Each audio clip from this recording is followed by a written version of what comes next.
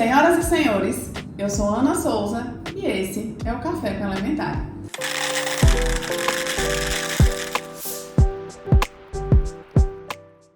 Hoje, a nossa convidada é a Iris Souza. Iris é psicóloga, terapeuta de casais e sexóloga, mas o nosso papo hoje não vai ser sobre nenhum desses temas. Hoje vamos falar sobre Setembro Amarelo e as campanhas de prevenção ao suicídio. Iris, seja muito bem-vinda. A Elementar agradece demais a sua disponibilidade, a sua possibilidade de participar do café. Estamos super ansiosos para ter esse papo. Espero que você goste, que se sinta à vontade com a nossa conversa. Oi, muito obrigada pelo convite. Eu também fiquei muito feliz com esse convite. Atualmente eu realmente trabalho mais com terapia de casal, com sexualidade, mas esse mês é um mês muito importante da gente falar sobre as questões da prevenção ao suicídio, da saúde mental, e no meio em que a Elementar trabalha, né, que também é uma empresa que eu admiro demais, mas no meio que vocês trabalhando com grandes empresas, com pessoas que têm muitos colaboradores, a questão da saúde mental, ela precisa ser muito falada, ela precisa ser muito conscientizada, especialmente nesse mês. Então, estou super feliz com esse convite, tanto porque eu admiro demais vocês, como também porque é um assunto que eu considero primordial, não só nesse mês, mas em todos os outros. Essa questão da prevenção do suicídio, do Setembro Amarelo, ela surgiu há 20 anos, mais ou menos, né? Acho que foi 94, o ano exato em que começou esse movimento. E depois a gente, né, claro que foi percebendo um aumento do número de campanhas, várias empresas foram aderindo, vários profissionais foram discutindo esse tema, e isso vem aumentado ao longo do tempo, né? Como que você vê essas campanhas do Setembro Amarelo? E eu pergunto isso principalmente pensando nas nossas áreas, né? Claro que envolve outras empresas, outros profissionais, outras pessoas, mas pensando na consultoria ambiental, pensando nas empresas que trabalham, né, com o meio ambiente, pensando nos profissionais de psicologia, como que você vê a expansão dessas campanhas atualmente? Primeiro, eu entendo assim que é muito, muito importante que a gente fale sobre esses temas, porque são temas tabus, né? A saúde mental é tabu há muito tempo. A questão do suicídio é talvez o tema mais tabu dentro do contexto da saúde mental. As pessoas não gostam de falar, não, né? Todo mundo se sente muito distante disso, é muito difícil identificar, e o suicídio ele nem sempre se anuncia. Então, é importante que a gente fale sobre isso para conscientizar. Eu percebo que nesse mês do Setembro Amarelo, a gente vê realmente muito mais pessoas falando a respeito de como identificar, do que fazer, do que pode realmente ser uma estratégia dentro da empresa, dentro de casa, dentro do ciclo de amigos, para prevenir situações como essas. Então, acho que a função mesmo da campanha do Setembro Amarelo, de falar sobre isso, é trazer o tema à tona como um tema importante, porque enquanto a gente não fala, a gente não identifica, a gente não esclarece, a gente não sabe o que fazer, e aí fica tudo muito solto, tudo muito ao acaso. Então, acredito sim que trazer luz a esse tema é muito importante. Agora, como qualquer campanha que ainda está se estruturando, tem seus desafios, né? Então, eu percebo, por exemplo, que ainda tem sido difícil colocar em prática tudo que é conscientizado no mês de setembro. Né? Nas empresas, nas casas, nas escolas, nos ciclos de amigos, nos lugares de um modo geral. A gente falar já tá bem mais fácil. Antes nem falar era fácil, agora já é fácil falar. E já é um ganho, né? Mas colocar isso em prática a partir de agora, colocar isso em prática todos os dias, todos os meses, não só em setembro, né? Trazer campanhas para dentro das empresas, para dentro das escolas, que não sejam só uma conversa e um docinho no final, que seja realmente uma ação que se prolongue por todo o ano. Esse é o desafio que a gente está enfrentando agora. Eu vejo muitas pessoas, muitas empresas tratando essas campanhas. A gente tem Setembro Amarelo, Outubro Rosa, Novembro Azul, enfim, várias outras campanhas ao longo do ano, né? O próprio Janeiro Branco, que trata de saúde mental de uma forma mais abrangente, enfim. E muitos deles, as pessoas tratam como um broche com lacinho, né? E para além disso, o que tem? Nossa, vou ter uma palestra e aquela palestra acaba e enfim, né? Ninguém observa o que está acontecendo ao seu redor, ninguém pensa no que pode mudar, ninguém pensa no que pode ser ajustado. E várias outras coisas, né, que são utilizadas nessas campanhas, que, óbvio, não desmerecendo essas ações, né? Nossa, vou ter um teatro que fala sobre a questão do suicídio. Ok, não estou desmerecendo isso, mas não é só isso. Não é só o teatro, não é só o lacinho, não é só o potinho para plantar girassol em casa, né? Setembro amarelo, janeiro branco, não é isso. O que pode ser feito, né, nesses períodos de campanha para além desse clichê do lacinho? Eu acho isso que você trouxe muito importante, porque como eu respondi na primeira pergunta, né? Demos esse primeiro passo, agora temos campanhas, ok. Agora temos palestras. Isso foi ótimo, porque agora as pessoas sabem o que é, sabem como falar, sabem o que precisa. Agora é o momento da gente colocar em prática o que precisa. E isso é importante que fique entendido dos dois lados. Sabe por quê? Porque às vezes a empresa fala assim, não vou colocar uma ginástica laboral, porque é custo. Só que esse profissional que tem uma dor nas costas porque não tem a cadeira ergonômica, ele faz uma ginástica laboral e ele se sente bem. Então ele não sente dor no trabalho. Então, isso é bom para o funcionário, que tem mais qualidade no seu dia a dia de trabalho. E é bom para a empresa também, aquele funcionário vai estar mais satisfeito. E o funcionário que está mais satisfeito, ele veste melhor a camisa, né? Então, você ter um cuidado com a saúde mental e fazer a prevenção do suicídio na sua empresa, assim como na sua escola, assim como, né, em qualquer lugar que você estiver, ele vai ser bom não só para o seu colaborador, mas também para você, enquanto empresa. Porque você não vai ter um acidente de trabalho, porque você não vai ter um afastamento sem esperar, porque você cuida da sua equipe, e a sua equipe vai gostar de estar ali, não só porque recebe um salário e você contrata uma mão de obra barata, mas porque você cuida das pessoas que estão com você. Então, eu quero trazer assim que cuidar da saúde mental e prevenção do suicídio é, de um modo bem geral, reduzir qualquer sofrimento que exista dentro do contexto de trabalho. Então, você fazer uma ginástica laboral é uma estratégia, por exemplo, né? Contratar um profissional para fazer uma ginástica laboral. Você contratar um profissional para fazer uma dinâmica de grupo, para melhorar o clima organizacional, né? Fazer com que essa equipe se relacione melhor, com que essa equipe trabalhe melhor, alinhar os processos para que as pessoas não fiquem tendo retrabalho, não fiquem precisando discutir. Você ter um dia de comemoração que bateu a meta. Você, enquanto gestor, conversar com seu colaborador, perguntar, tá tudo bem? Como é que você tá? Às vezes é uma coisa muito simples do dia a dia e que faz muita diferença, né? Você, enquanto colaborador, se sentir olhado, se sentir importante naquela célula ali, naquela estrutura. Então, qualquer tipo de ação que você puder fazer para reduzir sofrimento é uma ação de prevenção e de cuidado com a saúde mental. Sou uma gestora e tenho a percepção que um trabalhador da minha equipe não está bem, por algum motivo, né? Seja por rendimento, seja porque eu observei que ele está triste, seja porque, enfim, não, independente do motivo, observei que ele está diferente. Como que eu devo proceder quando eu faço essa observação? O que eu posso fazer?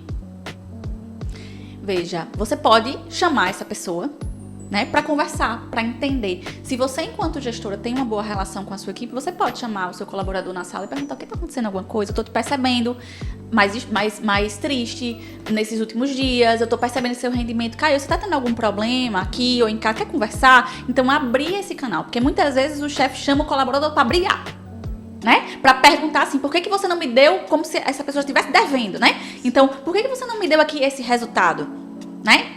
O tom dessa conversa não é esse.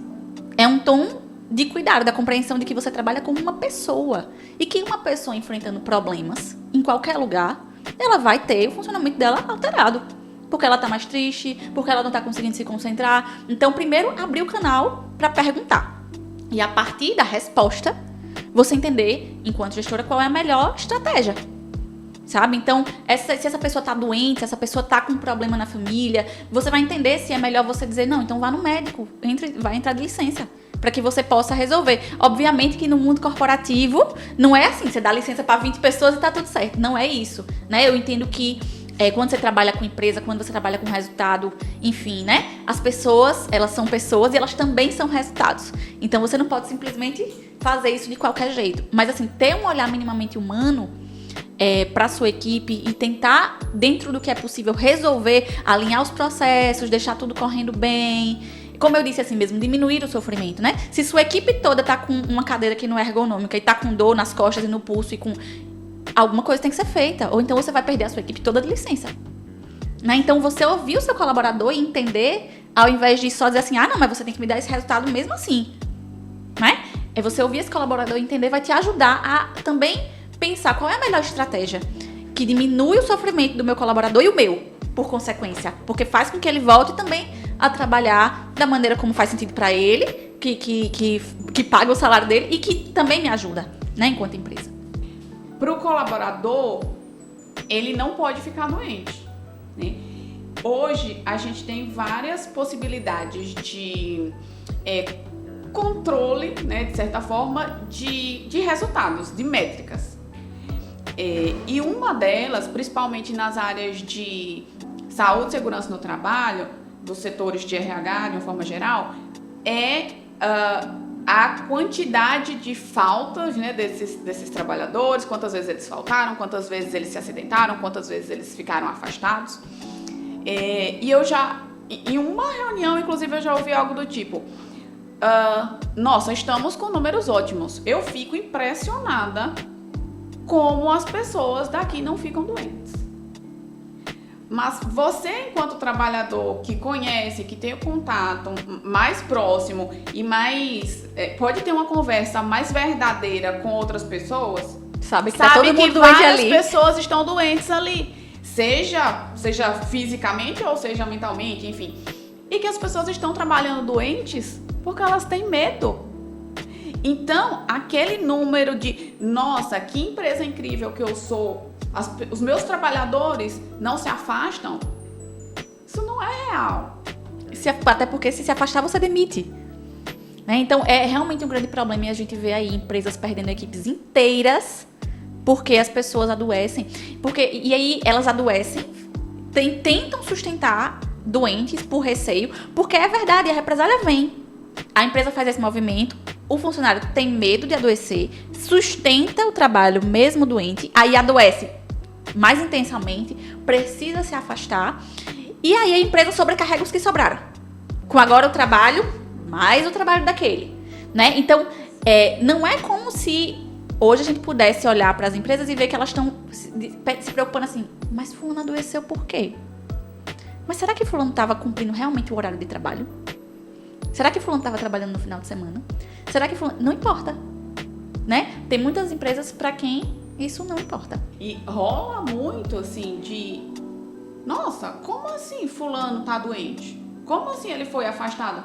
Mas ele tava rindo. Eu falei com ele essa semana, tava tudo bem. Gente, nem sempre as pessoas estão mal e vão chegar no ambiente de trabalho e sentar e chorar.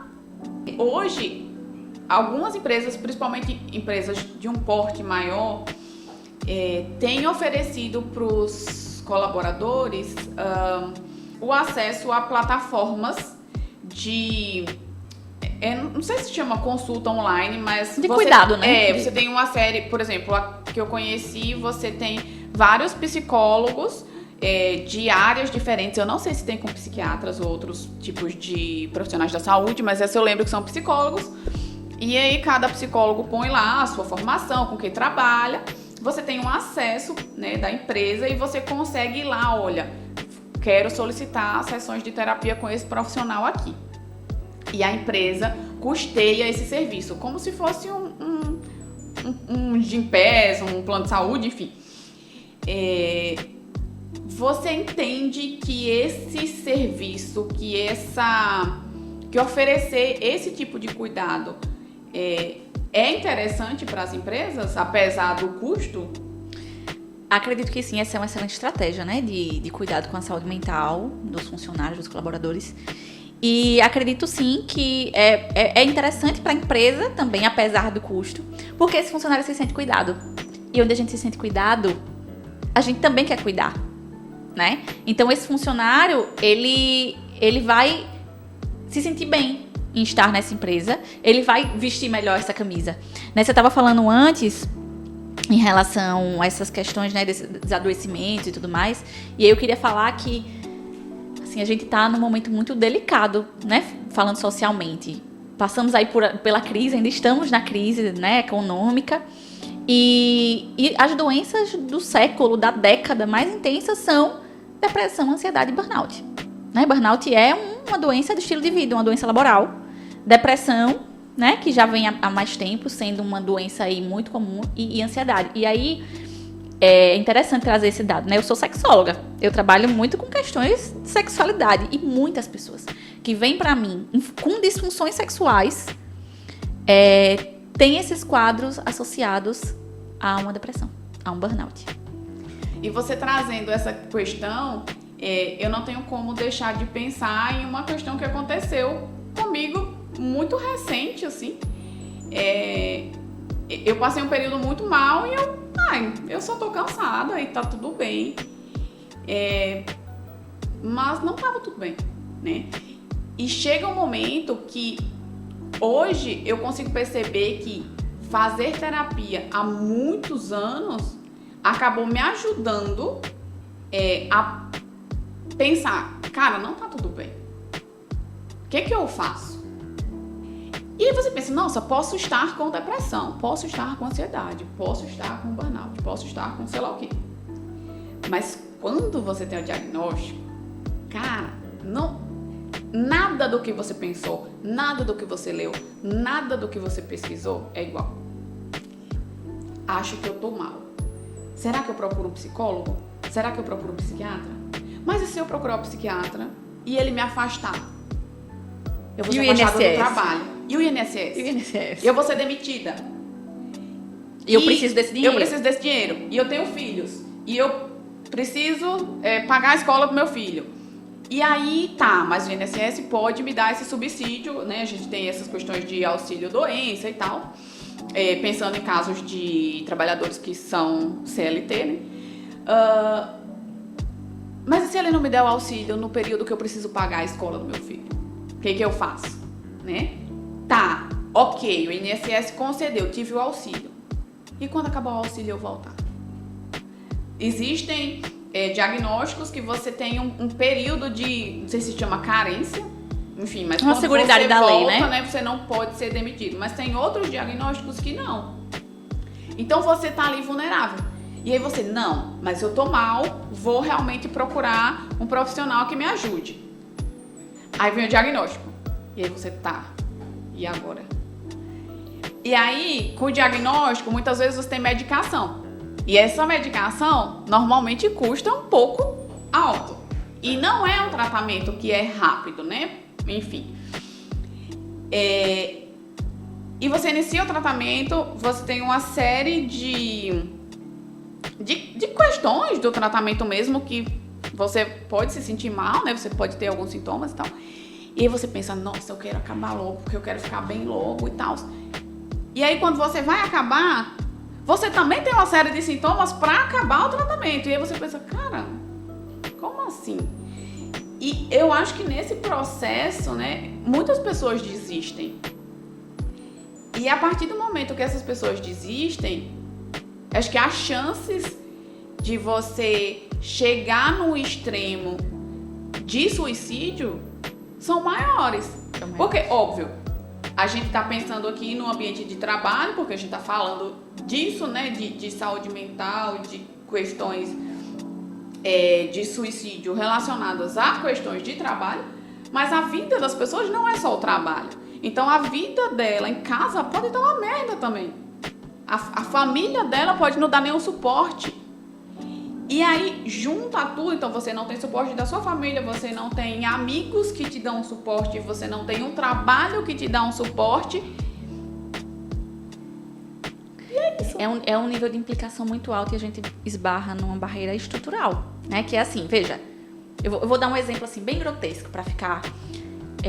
se eu sou um colaborador de uma empresa e eu estou com câncer, eu estou com uma doença que as pessoas veem e enxergam como sérias, as pessoas se constrangem em não me dar os meus direitos. Sim. Elas se constrangem. né? Se não se constrangerem, tem uma coisa muito errada. Porque socialmente que ainda pra tem se algumas constranger. que não se constrangem. Eu sei que não tem. Mas assim... Vamos considerar que não. Vamos considerar que não. Mas as pessoas, elas enxergam melhor os meus direitos, né? Mas quando a gente bate numa doença de saúde mental, que já é um tabu por si só, então o colaborador, ele tá com depressão, mas ele não quer estar. Ele não acredita que tá, porque ele acha que aquilo nunca ia chegar nele e que ele tem fé suficiente e que ele precisa daquele dinheiro. Então, ele não quer estar com depressão. E, ok, ninguém quer, né? Mas assim... Eu vou fingir que não existe. Fingir que não existe não resolve. O que é da sua cabeça também existe. Que as pessoas falam, é da sua cabeça, como se fosse uma coisa que simplesmente vai sumir. Não some, né? Depressão é bioquímico. Os seus neurotransmissores funcionam diferente. Então, a gente primeiro tem aquele colaborador que custa acreditar ou buscar o tratamento adequado. Quando ele vai falar na empresa, aí rola o assédio. Porque na maioria das empresas o que acontece é assédio, quando a pessoa diz que está doente com a doença de saúde mental. Eu já ouvi assim, eu não sei nem contar a quantidade de vezes. Não, porque se for o psiquiatra, vai ter fofoca. Se for o psiquiatra, vai ter piada. Será que se fosse um oncologista ia ter piada? E aí, ok, esse funcionário se afasta, né? Muitas vezes, afastado, ele recebe demanda de trabalho. Ele recebe telefonemas, ele recebe mais assédio de casa, né? Uma pressão. E aí é como você acabou de dizer, não é como se o desdobramento disso se fechasse a porta lá do trabalho. Não. Porque essa pessoa tá em casa e ela ainda está sem energia e ela ainda está sem conseguir render em nada, né? Os sintomas dessa depressão, né? Essa desvalia, essa desesperança, todo esse cenário que não está somente no trabalho, tá na casa dessa pessoa. E aí vem ela com a autoestima dela lá no fundo do poço, tentando melhorar. O que também não é fácil. Porque você se cuidar de uma dor emocional exige muita, muita, muita força de vontade. E não só isso, porque não é uma questão só de força de vontade, não. Mas quando você tá sentindo que não tem luz no fim do túnel, que você não vai melhorar daquilo nunca, que aquilo ali é uma dor que você não consegue explicar, é muito difícil você enxergar ali na frente do seu nariz o momento onde aquilo ali vai acabar. Então, o suicídio, eu gosto de descrever assim, né, como... o suicídio acontece quando a pessoa tem uma dor tão grande que ela não consegue suportar mais. Então ela quer matar a dor. É uma dor muito grande. E essa dor vem de onde? Vem da clareza de que aquilo não melhora. Isso é um sintoma da depressão. Né? Então aquele funcionário que estava ali no fim da linha do trabalho, que se afastou lá pelas tantas, que já sofreu assédio, que chega em casa, tem um clima ruim, porque também ninguém entende as questões de saúde mental, ele vai sentir uma dor grande. Não sei, eu acho que esse tema é um tema que me mobiliza muito por vários motivos, assim. Eu lembro do primeiro relato que eu ouvi sobre uma pessoa que se matou. E foi você que me disse, inclusive. E foi uma pessoa que eu não conhecia, assim, eu via passando, né, enfim... Mas eu não falava, não era próxima, não tinha contato, mas foi extremamente assustador saber que aquela pessoa tinha se suicidado. Que acontece perto da gente também. E eu lembro que a minha reação foi, mas como assim? Ele passava todo feliz e tal, tão alegre. Não sei o que. Como assim ele se matou? Como assim? O que aconteceu? A maioria das pessoas, né, muitas vezes tem essa percepção de se a pessoa está sorrindo, se a pessoa está falando com você, se a pessoa está trabalhando, ela está bem, né? Mas nem sempre ela está bem. E é por isso que as estratégias de prevenção do suicídio e estratégias a respeito da saúde mental não é para você fazer com um colaborador que está doente só. É para você fazer o tempo inteiro com todo mundo. É para ser preventivo. É para ser preventivo. Porque você não sabe. As pessoas enfrentam problemas e a gente não sabe nada a respeito. E tem uma questão até relacionada a isso que você trouxe agora, que eu acho que é bem pertinente de a gente falar. Em toda essa fala, a gente sempre trouxe mais a responsabilidade para o lado do contratante, do gestor, da empresa, né? Enfim.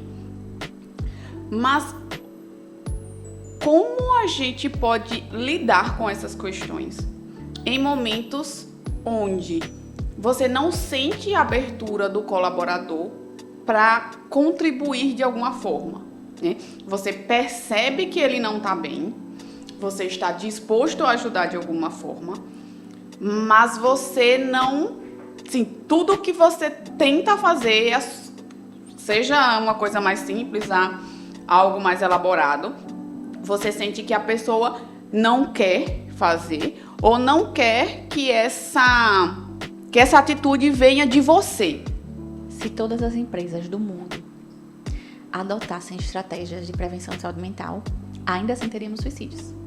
Porque isso não é sobre empresas somente, é sobre seres humanos. Essa é uma questão social, né? Então, a gente trouxe muito a questão para as empresas, porque eu entendo que hoje é um lugar onde as pessoas têm muitos adoecimentos emocionais, mas vamos pensar que nós funcionamos como uma grande rede. Pensar não, é isso mesmo. Nós funcionamos como uma grande rede. E a premissa é reduzir sofrimento. Mesmo que esse funcionário seja resistente e ele não queira que uma ação de mim para ele venha, porque ele ainda não aceitou o fato de que ele está doente, porque a gente é assim, né? Ninguém quer estar doente de saúde mental. Mas se a minha empresa tem estratégias permanentes de cuidado com saúde mental, esse funcionário ele vai sofrer menos do que ele sofreria se eu simplesmente sobrecarregasse ele sem cuidado. E isso não é só nas empresas. Então, o que eu faço com os meus casais, com as demandas de sexualidade, também é reduzir sofrimento. O que vocês fazem auxiliando os gestores das empresas a quem vocês prestam consultoria a ter menos dor de cabeça é reduzir sofrimento. Os nossos serviços, de todo mundo, reduz algum tipo de sofrimento. Mas se a gente fizer esse serviço com mais responsabilidade, cuidado para os nossos clientes, dos clientes com os colaboradores, dos colaboradores com suas famílias, entende? Então essa grande rede por onde nós andarmos, se a gente reduzir sofrimento, as pessoas vão estar mais saudáveis. E esse é um papel de todos nós, absolutamente todos. Porque, como eu disse, esse é um problema social e a solução é social também. Eu acho que tivemos tanta informação nesse café que é isso. Nosso café, eu acho que foi rico demais. Eu já chorei 19 vezes. Então eu tenho que agradecer a sua participação, agradecer todas as dicas que você deu pra gente e que a gente vai poder compartilhar e passar para várias outras pessoas. E para além disso, eu vou aproveitar o final desse café para fazer um agradecimento especial, porque eu comentei de coisas pessoais que aconteceram comigo esse ano, e eu acho que se não fossem as pessoas que estavam comigo e que me deram suporte durante esse tempo, talvez teria sido muito mais difícil. Não, com certeza teria sido muito mais difícil. E duas dessas pessoas estão aqui, que é Mona, porque pra mim ela não é Iris, pra mim ela é Mona, e Netinho, que tá ali escondido, perturbando, falando, grave de novo, mimimi, tá ruim, não sei o quê. E óbvio que todas as pessoas, né, que não estão aqui, mas que eu tenho plena certeza que vão saber que essa fala é pra elas. Então, não deixem seus amigos desamparados, não deixe sua família desamparada. Se você perceber que tem alguém precisando de você, tente uma, tente duas, tente três, tente 10 vezes e faça o melhor que você puder para essa pessoa. E é isso. Acabou o nosso café.